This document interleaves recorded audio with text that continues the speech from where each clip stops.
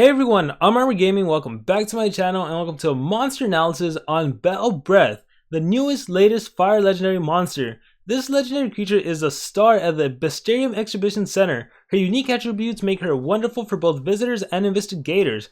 However, Belbreath is also a natural fighter and you can't keep a fighter on an exhibition stand for long. She belongs in the battlefield.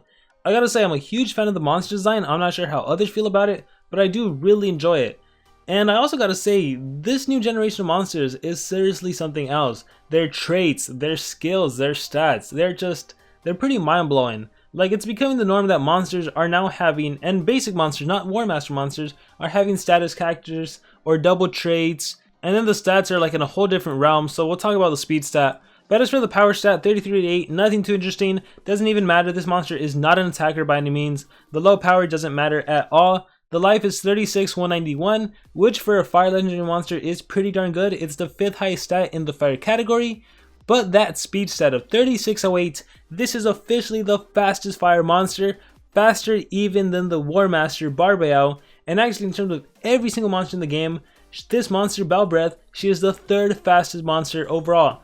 And she's 3rd only to Cassia and Mercurius. Actually, Mercurius is still the fastest with a speed of 3663, and then Cassia with 3630. But then now we have Belbreath. And the thing about Mercurius and Cassia is that they are not deniers, they are not anti-deniers, whereas Belbreath is. So, very, very incredible monster, and we'll get into the skills and why that is. But yeah, speed stat 3608, amazing. And on top of that, take out her trait. First of all, she is tough. Status effects have a 35% accuracy against it, and then the status caster's self-anticipation. I believe the anticipation will last for up to 3 turns, which means if she faces an extra turn monster, even if you don't have the speed advantage, which might be the case if you have this monster at level 100 and other players have ranked up monsters, whether you face a demise that turn transfers, bam, you get an immediate extra turn. Whether you face a Voltic that has 6 team speed partners, bam, you get an extra turn. Assuming that Voltic actually does an extra turn scale and doesn't recharge, because now with the new smarter AI, they tend to recharge a lot. But yeah, like, I'll talk all about that a little later. But yeah, I want everyone to recognize her amazing speed stat and her trait right now. Status caster, anticipation, and tough. And then this monster can be found in the Winged book and in the Spirits book. And as for relics, this monster can hold the Armor relic. So depending on what you give this monster, it'll either increase survivability or drain enemy stamina. So if you happen to have something like the heavy duty armor, armor of duty, maybe you have legendary armors, all of these, they will give you increased survivability. Thedis' armor, on the other hand, a newer relic, this will drain enemy stamina. So if you happen to have this, you really can't go wrong either way. Either you're draining the enemy stamina or it's really hard for the enemy to kill you. And essentially the same thing can be said for the masks. Maybe you have the healing mask, which recovers your life after you drop below 50%. Maybe you have the exhausting mask, which drains enemy stamina after you take an attack. Or maybe you have these 2 new masks over here, which at the start of the battle gives your whole team armor. That's incredible. Or Jazzastar's mask, which will drain enemy stamina. Regardless, you have a fine selection to choose from if you happen to have these relics.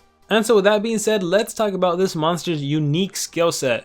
So first of all, the ultimate is rather lame, let's be honest. Tailburner applies fire weakness to all enemies, deals moderate fire damage to all enemies.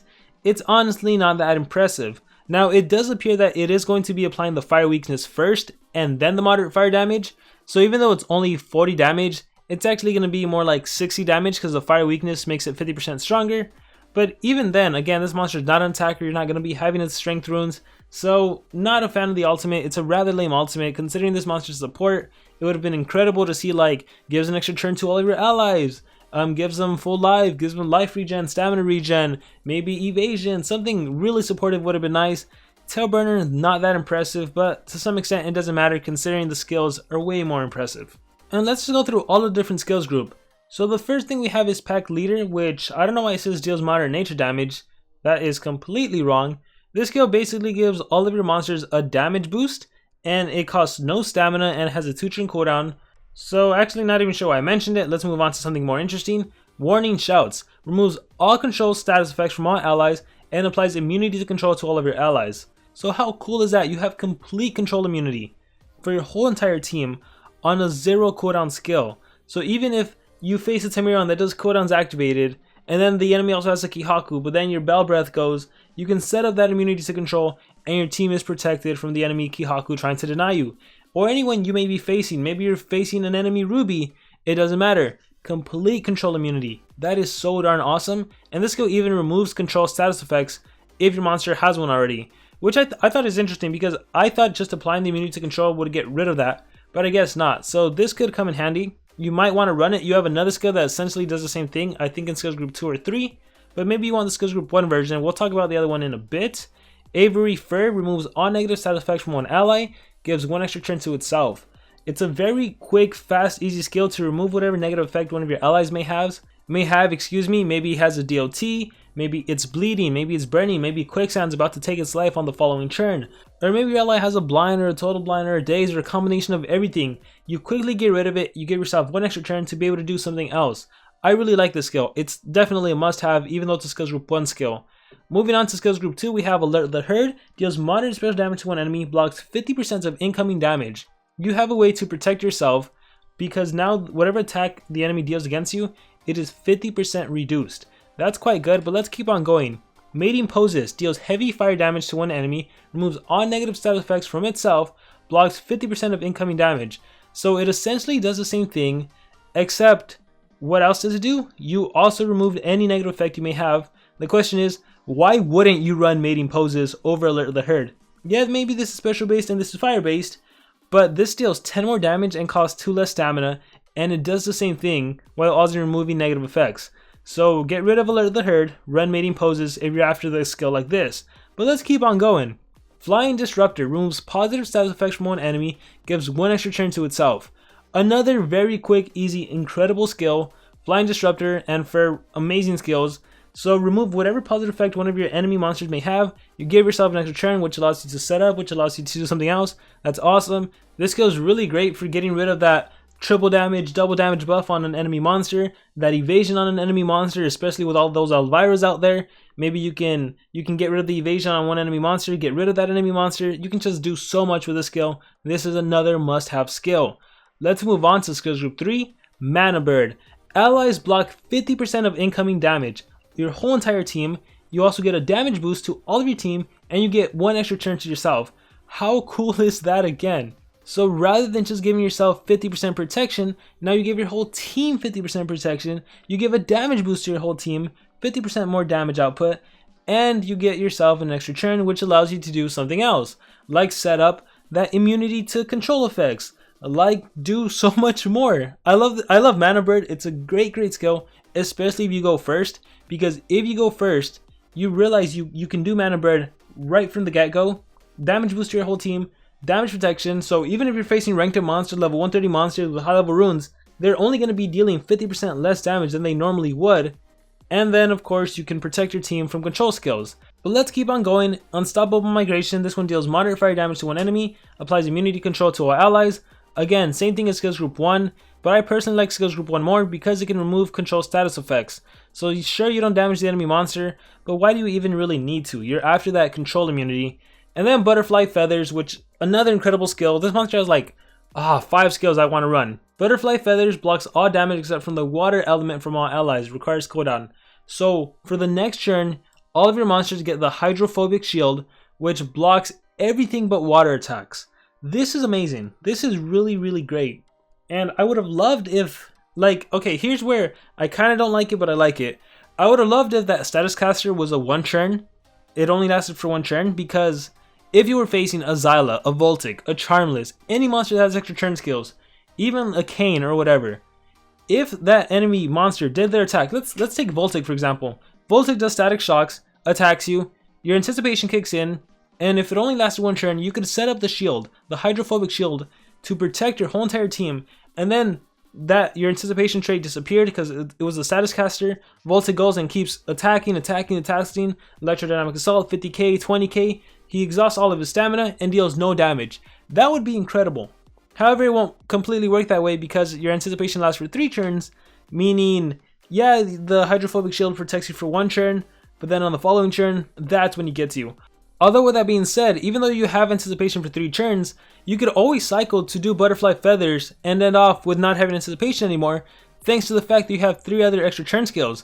For example, you could do Fur, Flying Disruptor, Mana Bird, and then you'd be able to do Butterfly Feathers again. Or I think you can do it again. So it can still kind of work out in your favor and end off with your whole team having an immunity to whatever damage the enemy may do, whether it be their ultimate, whether it be whatever element, as long as it's not water. So I really like this skill a lot. I think it can definitely come in handy. Now again, as far as the whole anticipation thing, when you fight Charmless, Voltic, extra turn monsters, and they're facing a monster that has anticipation, a lot of the time they just tend to recharge. They don't really attack you, which is kind of lame in my opinion. But because Belbreath anticipation is a status caster and not a permanent anticipation, you can definitely utilize this skill.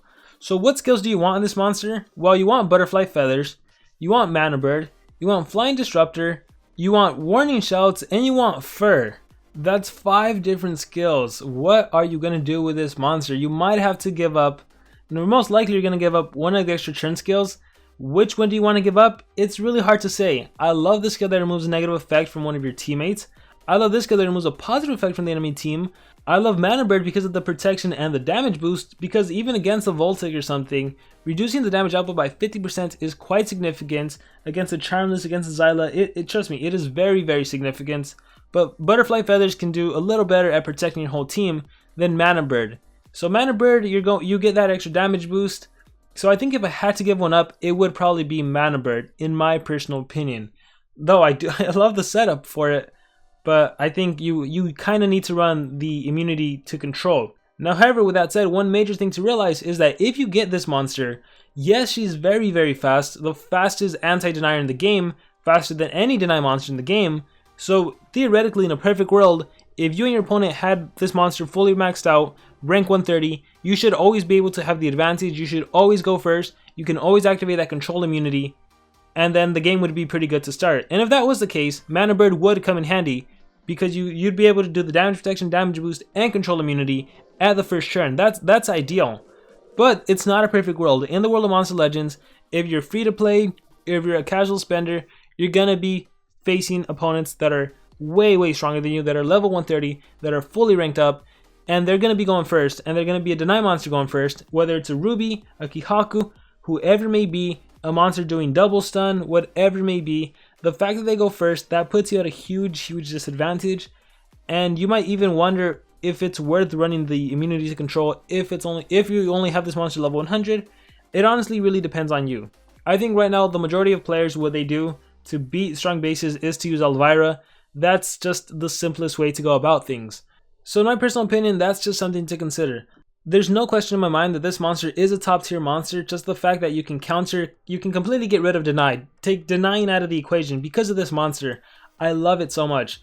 And the fact that this monster can protect your team so well, with the damage protection, give a boost, remove negative effects from one of your teammates, remove positive effects from one of the teammates. This monster is so versatile, and I love Belbreath a lot. That being said, what is the best skill set and the best rune set for this monster?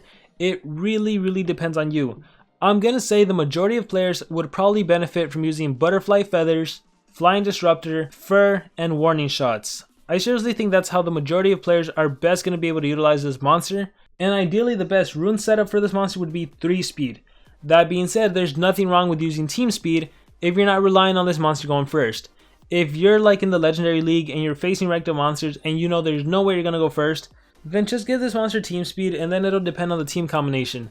Maybe you're still relying on one of your fastest ranked up deny monsters to go first and deny, and then you can end off with removing some buff from the enemy team if you have to, removing a debuff on your team if you have to. Because keep in mind, this monster with team speed and one of your other monsters with team speed, this monster is going to be going before your third monster. So if your third monster is an attacker, even if your third monster got denied, even if your third monster got hit with total blind or something, that doesn't matter. You're going to be able to do Warning Shouts to get rid of that control skill, or Fur to get rid of the control of the total blind, the blind. So there's really 2 ways to go about it in my opinion. You can go the 3 speed route or the team speed route, and nothing is necessarily wrong. It really depends on you, what league you're in, what kind of teammates you have, what other monsters you have, what monsters are ranked up, what aren't ranked up, the kind of runes you have. There's so many different factors that determine what the best skill set and rune setup is for a monster. But I think those are really the best 2 routes to go. 3 speed route or team speed route. And Mana Bird, in my opinion, is a skill that's up in the air. Whether or not you're going to run this, again, depends on all those factors I mentioned previously. Overall, I gotta say, definitely by far one of the most fascinating monsters that's been released. But anyway, that's just my personal opinion on this monster. Now I want to hear from all of you guys.